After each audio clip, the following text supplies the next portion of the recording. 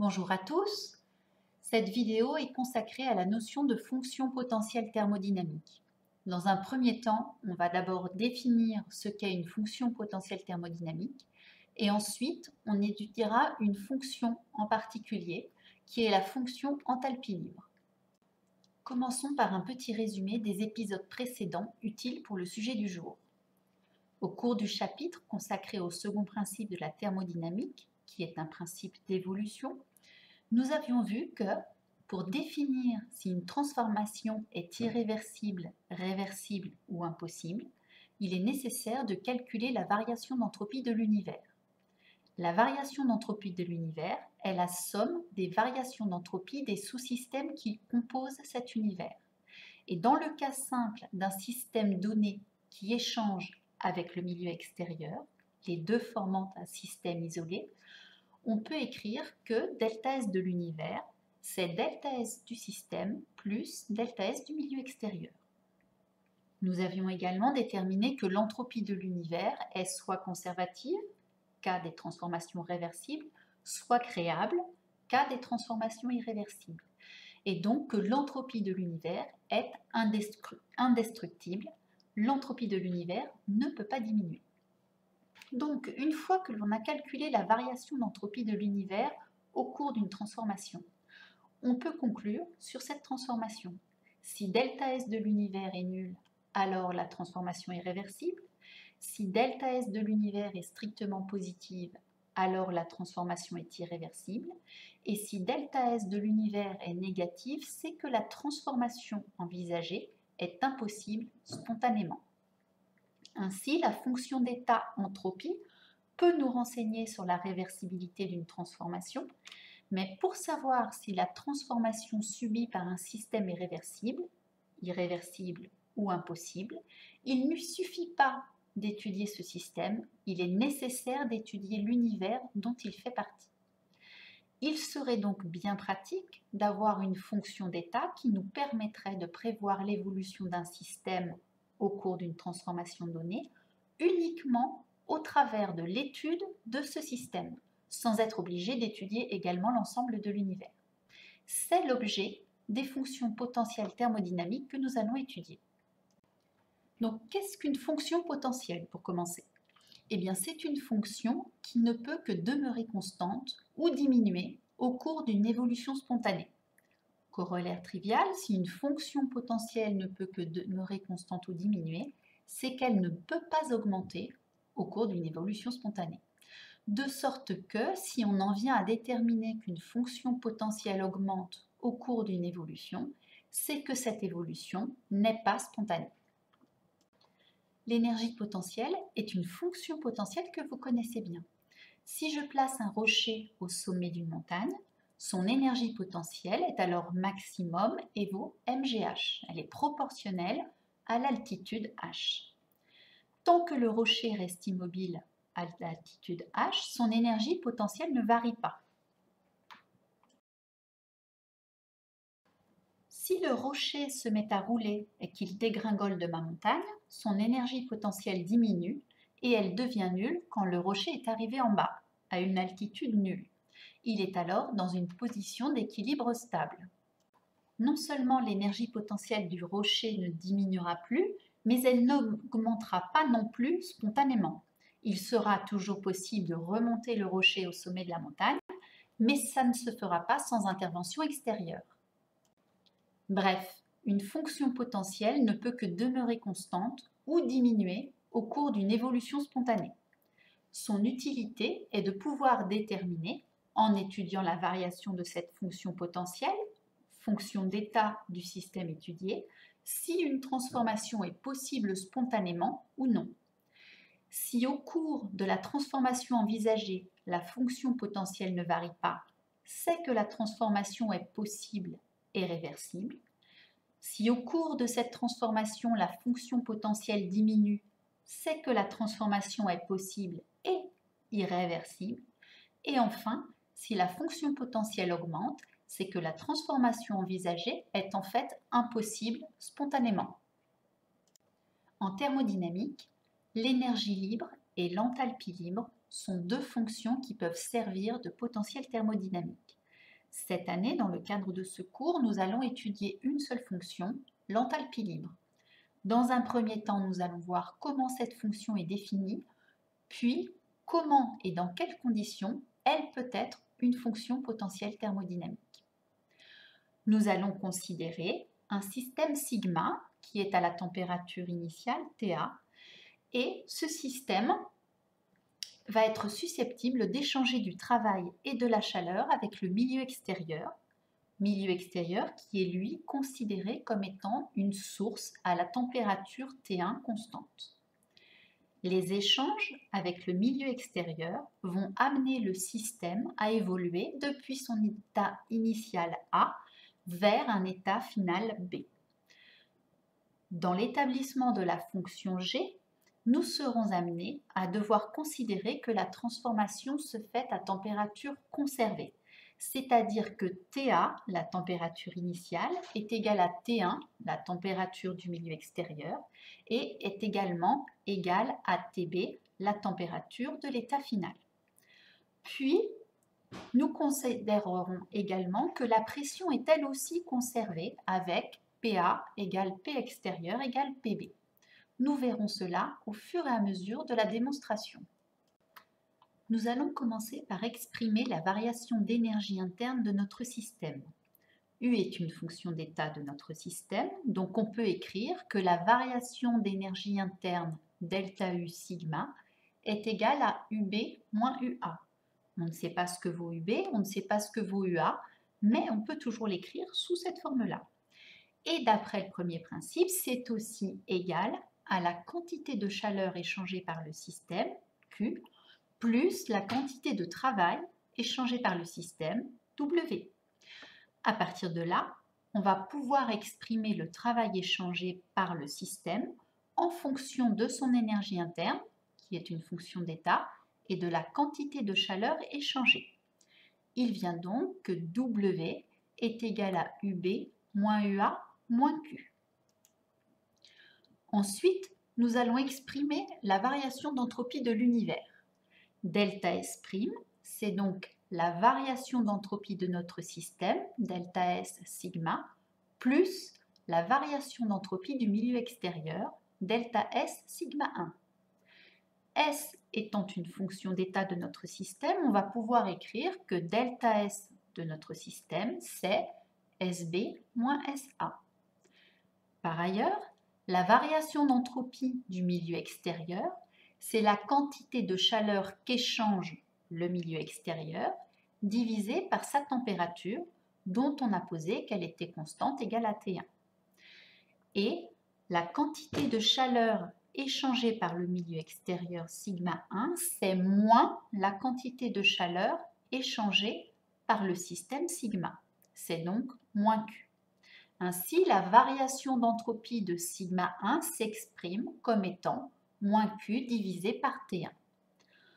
On va finalement pouvoir exprimer Q en fonction de la variation d'entropie de l'univers, mais aussi en fonction de l'entropie de notre système, qui est une fonction d'état.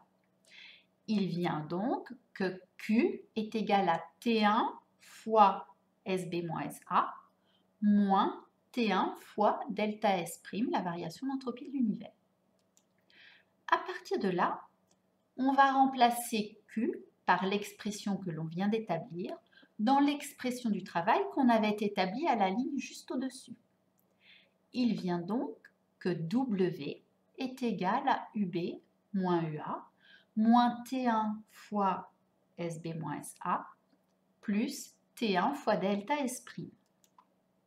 Et c'est maintenant que l'on a besoin de supposer qu'au cours de notre transformation, T1 est égal à TA et également égal à TB.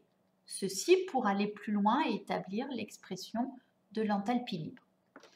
Pourquoi est-ce qu'on a besoin de considérer que T1 égale TA égale TB? Eh bien, pour passer de la ligne que l'on vient d'établir à la ligne d'en dessous, j'ai besoin de distribuer le terme T1 à SB et à SA. Et comme mon but est d'obtenir une fonction qui va pouvoir s'exprimer en fonction de terme en B et de terme en A pour ma transformation, eh bien, si je considère que T1 est égal à TB. Je vais pouvoir distribuer T1 à SB et dire que c'est égal à TBSB. Et si je considère également que T1 est égal à TA, je vais pouvoir distribuer T1 à SA et écrire que T1SA est égal à TASA.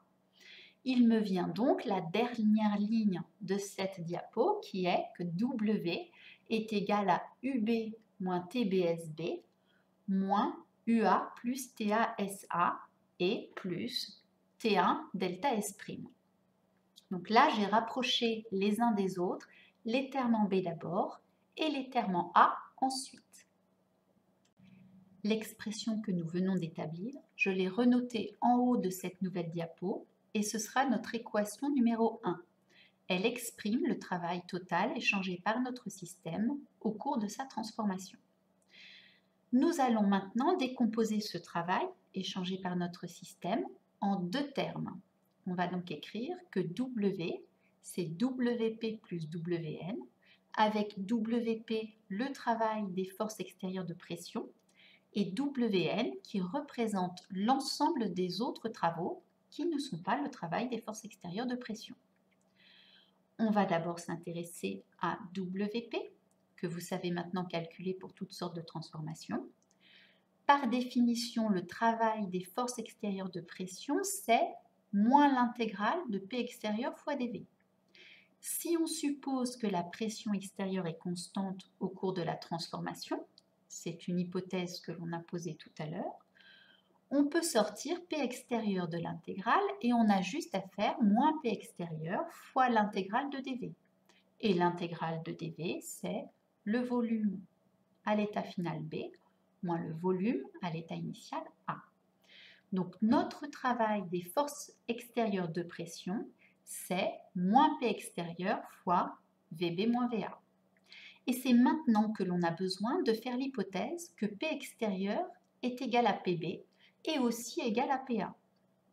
Ce qui va permettre de distribuer P extérieur à VB d'une part et à VA d'autre part, et de faire ainsi apparaître, sans magie aucune, un terme en B et un terme en A.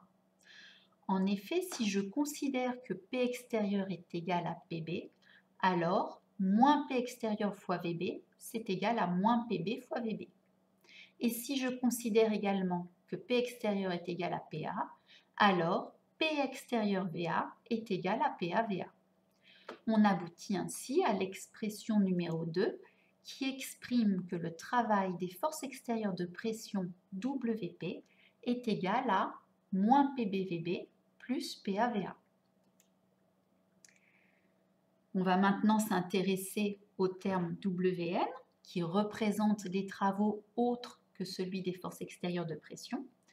Vous savez depuis le chapitre sur les énergies non calorifiques que tout travail peut s'exprimer comme étant l'intégrale du produit d'une variable de tension et d'une variation élémentaire d'une variable extensive. Le couple tension-extensité étant propre au type de travail considéré. Mais ici, on ne va pas prendre la peine d'exprimer chaque travail à l'aide de l'expression qui lui correspond. On va exprimer l'ensemble de tous ces travaux autres que celui des forces extérieures de pression en fonction de ce que l'on a établi précédemment. On va utiliser WN égale W moins WP et remplacer W par son expression donnée par l'équation 1 et également remplacer WP par son expression donnée par l'équation 2. On en vient donc à la deuxième moitié de la diapositive. Wn est égal à W, quand l'on exprime comme étant UB moins TBSB moins UA plus TASA plus T1 delta S', et moins WP, que l'on exprime comme étant plus PBVB moins PAVA. On va ensuite regrouper tous les termes en B, puis tous les termes en A, ce qui nous donne la deuxième ligne. WN égale UB plus PBVB moins TBVB moins UA PAVA plus TAVA et plus TASA plus T1 fois delta S'. Et là, on remarque que l'on a un terme U plus PV en B et un autre en A. Et on sait depuis un moment déjà que U plus PV, c'est la définition de l'enthalpie. Donc UB plus PBVB, c'est l'enthalpie de notre système à l'état B. Et de même, moins UA moins PAVA, c'est moins HA, l'enthalpie de notre système à l'état A. On en arrive ainsi à la troisième ligne qui nous donne WN est égal à HB moins TBSB moins HA moins T1SA. Donc là, on a placé des parenthèses pour bien montrer que l'on a un terme en B moins le même terme en A. Et il nous reste encore le terme plus T1 delta S'. Et là, vous venez d'assister en direct à la naissance d'une fonction nouvelle pour vous, qui est la fonction enthalpie libre, que l'on notera G, et dont l'expression est H moins TS. Donc l'ensemble des travaux autres que celui des forces de pression, WN, peut être exprimé comme étant GB, l'enthalpie libre de notre système à l'état B, moins GA, l'enthalpie libre de notre système à l'état A, et plus le terme que l'on continue de promener là, T1 fois delta S'.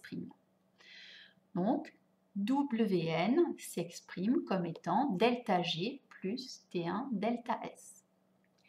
Ce qu'il faut retenir, bien évidemment, c'est la définition de G, H moins TS. Et pour la suite du cours, l'expression encadrée WN égale delta G plus T1 delta S' est celle que l'on va utiliser pour établir quand et comment G peut être une fonction potentielle thermodynamique. Avant de voir quand et comment G peut être une fonction potentielle thermodynamique, regardons d'un peu plus près ce que c'est exactement que cette fonction G. G est égal à H moins TS avec H fonction d'état, S fonction d'état et T variable d'état. Donc G est elle aussi une fonction d'état. Et c'est bien ce qui nous intéresse. La valeur de G ne dépend que de l'état du système. Maintenant, au niveau de son sens physique, la définition H moins TS ne va pas nous aider beaucoup. C'est plus un mode de calcul qu'une équation vraiment porteuse de sens physique. Si on prend en revanche l'expression que l'on avait encadrée en bas de la diapo d'avant, WN égale delta G plus T1 delta S', et je vous rappelle, car ce n'est pas toujours évident de se l'approprier, que WN c'est l'ensemble des travaux autres que celui des forces extérieures de pression, cette expression complète n'est en l'état pas très parlante. En revanche, si on fait l'hypothèse que l'on a une transformation réversible, à ce moment-là, la variation d'entropie de l'univers est nulle, donc le terme T1 fois delta S' est nul, et il vient alors que delta G est égal à WN. Donc delta G, ça représente la somme de tous les travaux autres que ceux liés aux forces extérieures de pression qui sont échangés par notre système au cours d'une transformation qui est monotherme et isobare et réversible. Réversible, c'est l'hypothèse que l'on vient de faire pour annuler dans l'expression de WN le terme T1 fois delta S' et obtenir que delta G est égal à WN. Pour la température conservée et la pression conservée, je vous renvoie à la démonstration qui nous a permis d'établir la fonction G comme étant égale à H moins TS. Ce sens physique de delta G qui est égal à WN est valable dans des conditions très restrictives, monotherme, monobare et réversible. Dans le cas d'une transformation irréversible, on n'a que delta S' est positif. Et donc, la seule chose que l'on puisse dire, c'est que la somme des travaux autres que celui des forces de pression, échangés irréversiblement, est plus grande que la somme des travaux autres que celui des forces de pression qui seraient échangés réversiblement, puisqu'à ce dernier terme, qui est aussi égal à delta G, s'ajoute le terme T1 fois delta S', qui est un terme positif. Étudions maintenant l'aspect fonction potentielle thermodynamique de la fonction enthalpie libre G. On va partir de l'expression précédemment établie, Wn égale delta G plus T1 delta S'. Et on va de plus considérer que tous les travaux autres que celui des forces extérieures de pression sont nuls, c'est-à-dire que Wn est égal à 0. Ce qui veut dire en fait que seules les forces extérieures de pression travaillent. Donc il vient à partir de Wn égale 0 que delta G plus T1 fois delta S' est nul. Et on va regarder ce qu'il en est selon que la transformation est réversible ou irréversible. Si la transformation est réversible, alors delta S' est nul. Et donc le terme T1 delta S' est nul et il reste que delta G est nul. Maintenant, si la transformation est irréversible, alors delta S' est positif. Donc Wn nul va nous donner que delta G est égal à moins T1 fois delta S'. Delta S' est positif, T1 température en Kelvin est positif, donc le terme moins T1 fois delta S' est un terme qui est négatif. Donc, au cours d'une transformation irréversible, si Wn est nul, alors G va diminuer.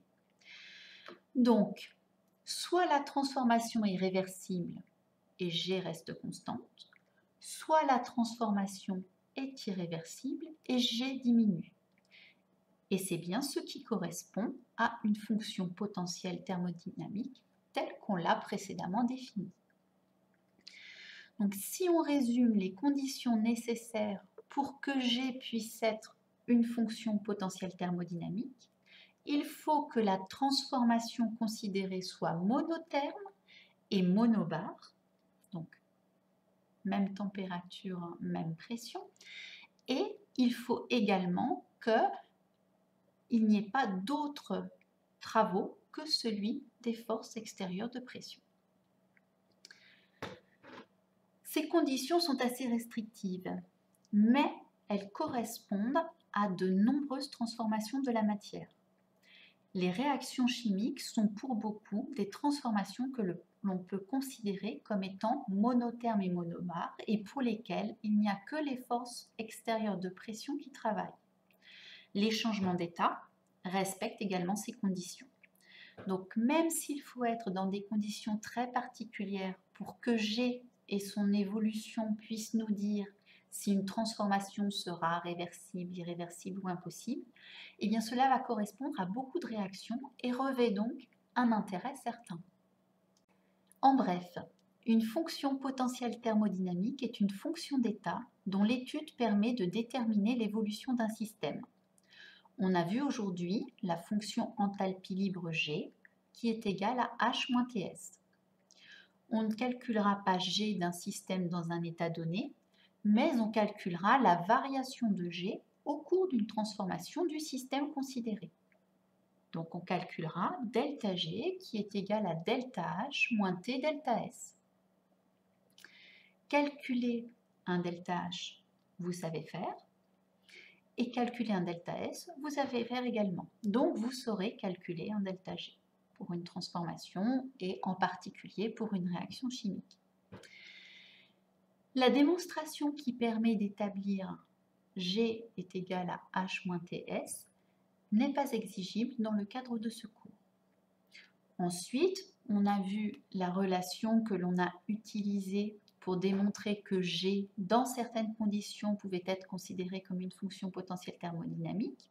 C'est Wn égale delta G plus T1 fois delta S'.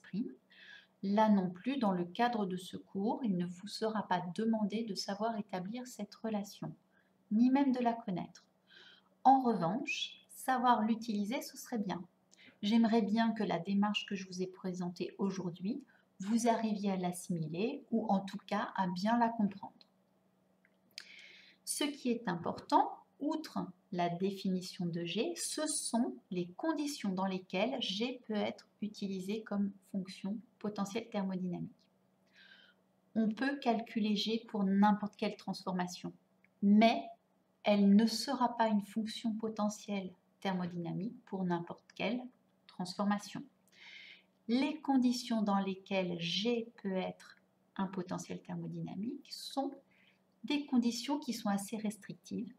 Elles ne sont pas vérifiées pour n'importe quelle transformation. Il faut que la transformation considérée soit monotherme et monobar, et ça vient de la définition même de G.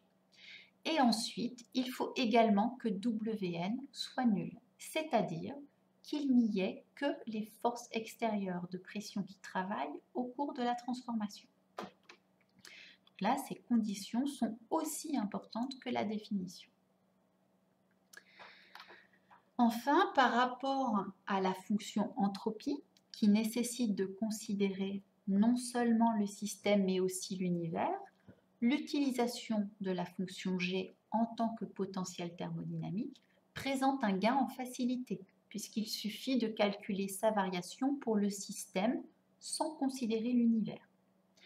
Mais la formulation du second principe avec l'entropie est valable quelle que soit la transformation considérée, si bien que l'utilisation de l'enthalpie libre induit une perte en généralité, en raison des conditions restrictives qu'il est nécessaire de vérifier pour qu'elle soit une fonction potentielle thermodynamique. Pour terminer cette vidéo, je vais vous présenter différentes expressions différentielles de fonctions d'état que vous connaissez, U, H et maintenant G. Donc, selon les questions que l'on aborde, il peut être intéressant d'utiliser ces expressions. Et d'un point de vue strictement scolaire, on pourrait, en question de cours, vous demander d'établir ces expressions différentielles qui ne sont basées que sur des définitions et qui sont donc tout à fait à votre portée. Donc, ça ne sert à rien d'en apprendre le résultat, il faut être capable de le retrouver. Pour l'énergie interne, si on applique le premier principe, du, c'est delta Q plus delta W. U est une fonction d'état et on peut donc imaginer n'importe quel chemin qui part de l'état initial pour arriver à l'état final afin de calculer du. Donc on va imaginer ici un chemin réversible, même si la transformation est quelconque et potentiellement irréversible. Donc du, on peut l'exprimer comme étant delta Q réversible plus delta W réversible. Maintenant, par définition, delta Q réversible, c'est égal à T fois ds. Et là, pour cette définition, je vous renvoie au chapitre sur l'entropie. Ensuite, pour ce qui concerne le travail, sa définition dans le cas général, pour les forces extérieures de pression, c'est moins P extérieur dV. Mais si on est dans le cas d'une transformation réversible, à chaque instant, la pression extérieure est égale à la pression du système, P, et on peut écrire que delta W réversible, c'est égal à moins P fois dV. Il vient donc que du, c'est égal à TdS moins PdV. Maintenant, on va passer à l'enthalpie. Par définition, H, c'est U plus PV, donc DH, c'est D de U plus PV. Et D de U plus PV, on peut l'exprimer comme étant DU plus PDV plus VDP. Maintenant, on va utiliser l'expression différentielle de l'énergie interne que l'on vient d'établir, DU égale TdS moins PDV. Et donc, on va pouvoir écrire que DH, c'est TdS moins PDV plus PDV moins VDP. Les deux termes en PDV vont s'annuler et il restera que DH, c'est TdS plus VDP. Enfin, pour ce qui concerne l'enthalpie libre, par définition, G, c'est H moins TS. Donc, DG, ça va être D de H moins TS. Et D de H moins TS, on peut l'exprimer comme étant DH moins TdS moins SDT. Et là, on va aller rechercher l'expression de DH que l'on vient d'établir, TdS plus VDP. Donc, on peut exprimer DG comme étant TdS plus VDP moins TdS moins SDT. Et cette fois-ci, c'est les termes en TdS qui vont s'annuler l'un l'autre. Il va nous rester que dG, c'est égal à VdP moins SdT.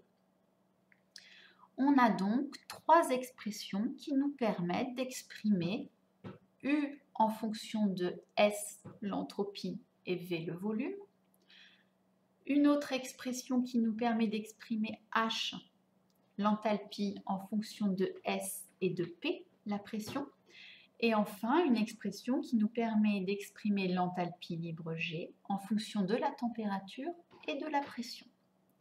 Donc maintenant, je vous laisse vérifier que vous êtes capable de retrouver seul ces expressions. Et c'est tout pour aujourd'hui.